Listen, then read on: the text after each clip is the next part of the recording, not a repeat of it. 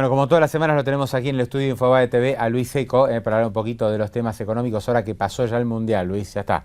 Ya no tenemos la excusa del Mundial y lamentablemente, porque no hay noticias muy buenas, hay que concentrarse en lo local, por supuesto que lo político, y también hay muchos temas en lo económico. Y bueno, digamos, yo creo que lo que surge en primer lugar es la inflación, ¿no? Como algo recurrente, como muy difícil de bajar en un año que es recesivo, ¿no? Porque ahora estamos con inflación promedio 2% más allá del INDEC, no baja y al mismo tiempo hay recesión, o sea, va contra cualquier lógica esto.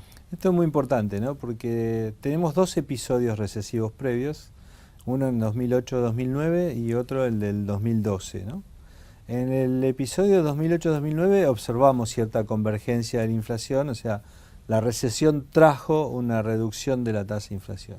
Ya en el episodio del 2012 eso no se verificó, tuvimos caída del nivel de actividad, no muy fuerte, pero tuvimos algo de caída del nivel de actividad económica, pero la tasa de inflación no acompañó esa reducción del nivel de actividad económica. Y ahora, como bien decís vos, tenemos recesión desde, digamos, el cuarto trimestre del año pasado, y no se observa ningún tipo de convergencia de la tasa de inflación. De hecho, la mayoría de los economistas esperamos que en la segunda mitad del año, o sea, de julio para diciembre, tengamos algo más de inflación que julio o diciembre del año pasado, a pesar de que este nivel de actividad está mucho más deprimido.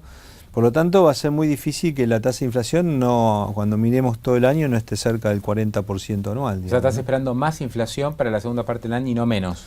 La verdad que hay algunos indicadores que nos preocupan, ¿no? O sea, la inflación, como bien dijiste, cuando tenía que converger a un nivel de actividad económica más baja, no convirtió, y aparte estamos pasando un periodo que es básicamente mayo-junio, que es de bajas tasas de inflación estacionalmente hablando, luego a partir de julio y agosto sube un poco la tasa de inflación por gastos, digamos, estacionales que tienen que ver con las vacaciones, entretenimiento, la indumentaria y otro tipo de gastos. Y entonces estamos un poco viendo que la tasa de inflación, lamentablemente esta idea de que iba a perforar el piso del 2%, no lo hizo siquiera, a pesar de que el INDEC lo registró, pero no así los estudios privados, no lo hizo ni siquiera en los meses de menor inflación del año, ¿no? Ahora, Luis, si hay menos demanda, es decir, si la gente compra menos, si el comerciante vende menos, ¿por qué no baja más la inflación? Es decir, ¿por qué los precios no se aletargan un poco? Porque yo soy comerciante, lo que quiero es vender. Y si no vendo, ¿no tendría que bajar los precios?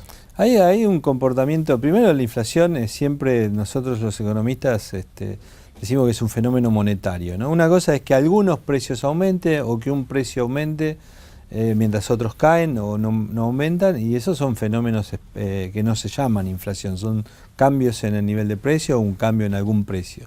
La inflación tiene un componente monetario siempre, tiene que haber convalidación monetaria, o sea, si no hay dinero en la economía o si el dinero cae en lugar de aumentar, es muy difícil que se convalide inflación, que esto es que la mayoría de los precios aumentan al mismo tiempo. Ahora, lo que estamos teniendo es que básicamente hay convalidación monetaria. El Banco Central en la primera mitad del año trató de sacar pesos de circulación, pero ahora ya estamos asistiendo, digamos, a un incremento en la cantidad de pesos que coloca el Banco Central. Lo criticaron bastante a Fábrega, ¿no? En esos primeros meses del año porque subió mucho la tasa de interés, quitó muchos pesos del mercado, y eso también entienden, por lo menos en el Ministerio de Economía, y hubo algunas discusiones entre Fábrega y Kicillof por este tema, haber restado tantos pesos también impactó negativamente la actividad económica. Sí, claro, digamos, tuvo consecuencias, digamos, para explicarlo clarito, los pesos que se sacaron de circulación quitaron poder de fuego al consumidor, ya sea para comprar bienes o para comprar dólares, ¿no? Con lo cual el foco del Banco Central tal vez no fue ¿cómo te podría decir? Como una consecuencia no deseada. Lo deseado era quitar capacidad de compra de dólares de forma tal de que el mercado cambiario se tranquilizara. La consecuencia no deseada fue que sacaste capacidad de gasto en todos los bienes de forma bastante ostensible a través del efecto que tuvo esa contracción monetaria sobre el crédito, ¿no? O sea, el crédito del sistema financiero local, más allá de lo que mencionaste, que hubo un aumento de la tasa de interés, pero la verdad es que cuando uno mira las cantidades, no tanto el precio de los créditos, colapsó. O sea, vos imaginate que, yo creo que la otra vez conté la cifra, pero vale la pena recordarlo. teníamos un sistema financiero que daba crédito a un ritmo de 11.000 millones de pesos por mes promedio durante el 2013, de 1.600 y pico, 10.700 millones por mes. En enero se dieron 7.000, pero después febrero, marzo, abril y mayo fueron meses que no hubo más de 200, 300 millones de aumento del stock de crédito. O sea, el crédito en términos reales de la economía colapsó al ritmo de la tasa de inflación, digamos, ¿no? Claro, son los 40.000 millones de pesos que se hubieran volcado al mercado y que no hubo crédito. En junio, en cambio, hubo ya un atisbo de recuperación del flujo de crédito. El sistema financiero dio algo así como 7.000 millones de pesos de crédito. Tuvo que ver con algunas de estas políticas en parte impulsadas por el gobierno o sugeridas por el gobierno de dar algo más de crédito. Pero también estuvo detrás un cambio importante del sesgo, o sea, del signo en la política económica del Banco Central. O sea, a partir de junio el Banco Central deja de quitar pesos del mercado y vuelve a inyectar. ¿Cómo lo hace eso? Y eso lo hace básicamente, digamos, hay un concepto que se llama base monetaria, pero para ponerlo en términos muy sencillos, son los pesos que circulan o los pesos que tienen los bancos. Eso aumentó de manera ostensible en junio, básicamente creció por arriba de los 20.000 millones de pesos. Y eso marcó un cambio muy fuerte respecto de la política previa. Recordad que, por ejemplo, en enero y febrero, entre enero y febrero se sacaron del mercado, o sea, la cantidad de dinero, los pesos que circulan, los pesos que tiene el banco había caído en 33.000 millones de pesos.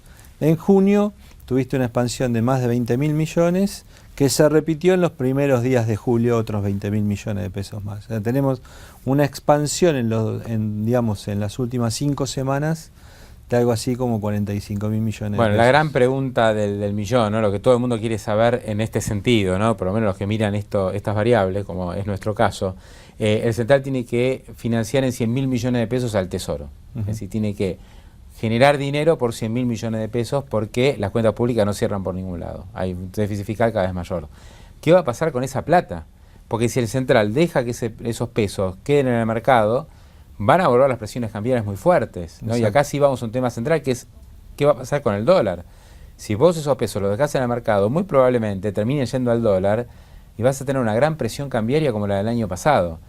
Y si los querés absorber, vas a tener que subir otra vez la tasa de interés. De hecho, el punto tuyo es el correcto, ¿no? O sea, un poco, yo diría que lo que tenemos por delante, más allá del Mundial, más allá de holdouts, vudú o lo que fuere, es un tema central de manejo macromonetario que tiene que ver con cuántos pesos emite el Banco Central para financiar el Tesoro. De hecho, en la expansión de junio, la mitad de la expansión de junio es fisco, y si vos sumás todo lo que se le entregó al fisco de enero hasta acá, triplica el monto que se le entregó el año pasado, igual periodo de tiempo. O sea, 20 y pico mil millones. Sí, sí, digamos, no, más, estamos arriba de los 30.000, digamos, o sea, más que triplica el año pasado. Y la verdad que es un número que, como vos dijiste, son 130.000 en todo el año, 30.000 ya hay que esperar otros 100.000 que el fisco le va a demandar al Banco Central. Y el Banco Central no solo enfrenta la necesidad de qué hace con esos 100.000 millones de pesos que tiene que financiar el Tesoro y que se los tienen que entregar, sino qué va a hacer con los vencimientos de las letras que ya colocó, digamos, en las famosas LEVAC, colocó 55.000 millones de pesos en lo que va del año, y tiene que salir a renovar esos vencimientos. Estábamos conversando fuera de cámara que tenemos vencimientos muy fuertes en este mes de julio, en lo que resta de julio, agosto, septiembre, octubre, son meses que en total te suman arriba de los 100.000 millones de pesos de vencimientos de letras, digamos. Y entonces la pregunta es, ¿qué va a pasar con la tasa de interés? O sea, ¿cuánto de esos pesos van a ser absorbidos por el Central? O sea, Central, imagínate, tiene que darle al Tesoro y pagar los vencimientos de letras. Pero tiene un instrumento, que es decir, estos pesos que vuelven al mercado los vuelvo a capturar pagando un premio, que es la tasa de interés sobre las letras. Entonces la pregunta que vos me decís es la siguiente, es ¿cuánto de esos pesos, o sea, cómo va a ser el Banco Central para manejar esos pesos? Y básicamente tenemos tres alternativas. Es, aumenta la tasa de interés, ¿sí? Entonces quedan menos pesos circulando. La tasa de interés no aumenta, quedan más pesos circulando. ¿Dónde se van esos pesos? Una alternativa es comprar bienes, ¿no? Entonces uno dice, bueno, comprar bienes sería inflación. O la otra alternativa es dólar, o sea, brecha. Entonces, lo que tenemos por delante es una combinación de tasa de interés, precios y brecha. Luis, lo último, con la inflación acumulada del año, ¿no? Y con una inflación promedio del 2%, ¿qué pasó con la devaluación? Que buscaba mejorar, esto lo dijo Fábrega, no lo decimos nosotros, ¿no? Esto lo dijo el propio presidente del Banco Central, hubo una devaluación para mejorar la ecuación competitiva de las empresas, especialmente de los exportadores, es decir, fue una devaluación para abaratar los valores que se manejan en Argentina en moneda dura. Bueno, pasados los 6 meses, ¿no? Con una devaluación que fue un poquito más del 20% y que la han ajustado mínimamente. Si yo hago el cálculo de inflación de enero hasta ahora, prácticamente estamos en el mismo nivel. Sí, bueno, Fábrega, como tú dijiste, había aclarado que se había devaluado para mantener un poco el valor del dólar y mantener cierto poder adquisitivo del dólar en la economía argentina. Dijo, el dólar estaba barato, o sea, devaluamos porque el dólar estaba barato, no porque una compañía o alguien especuló en el mercado. Entonces uno abrió una expectativa, un compás de espera de que el Banco Central empezara a modificar su política, o sea, el tipo de cambio, de 8, 8.15, 8.20, 8.30, la mayoría de los pronósticos indican un dólar 9.30, 9.40 a fin de año.